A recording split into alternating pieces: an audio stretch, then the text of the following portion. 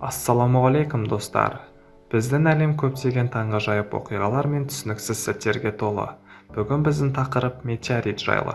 Метеориттер біздің планетамызды үнемі мазалайды.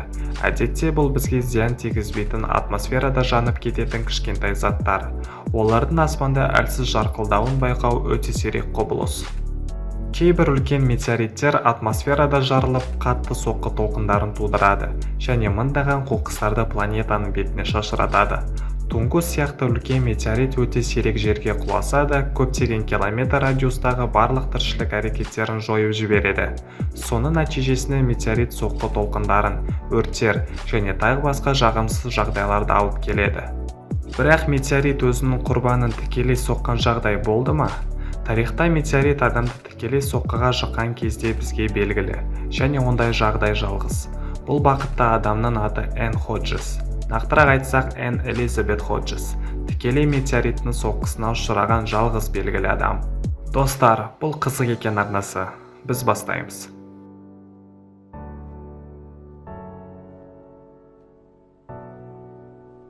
Бұл оқиға 1954 жылы 20 ақпанда Алабама штатындағы тыныш провинциялық Силакога қаласында болған. Энн Ходжес кешкі астан кейін төсегіне барып ұйықтап кетеді. Оның айтуынша барлығы бір сәтте болды. Алақанның өлшеміндегі қара тас үйдің шатырын бұзып өтіп, әйелдің іштің төменгі бөлігінде үлкен жарақат қалдырады. Аспаннан құлаған метеорит бөлмеге және ондағы заттарға елеулі зиян келтіреді. Бірақ жәбірленуші тек үлкен гематомамен және аздап қорқынышпен ғана қалады.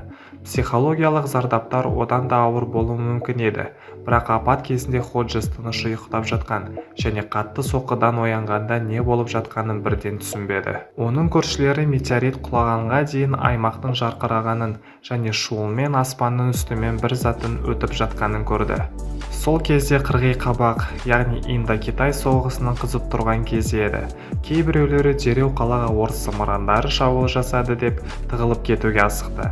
Бірақ соққының күркірінен кейін тыныштық пайда болған кезде қызығушылық күшейіп, адамдар не болғанын білу үшін далаға шықты. Ходжес үйінің айналасына көп адамдар жиналды және метеорит құрбаны бірден жергілікті танымал болды. Көп ұзамай үйге шақырғандар дәрігер мен полиция және журналистер де солармен бірге бір мезгілде келді. Іс-шара анық сенсациялық болды және әр басылым бұл туралы бірінші айтқысы келді.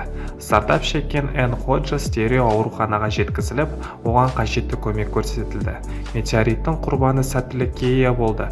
Тас оның іштің бетінен жай сырып өткен болатын, сондықтан әйел тез аяққа тұрды.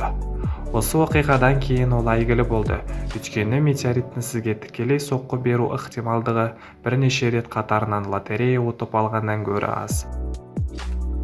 Кейінірек Энн метеоритті табиғат тарихи мұражайына берді. Ол осы күнге дейін сақталып келеді.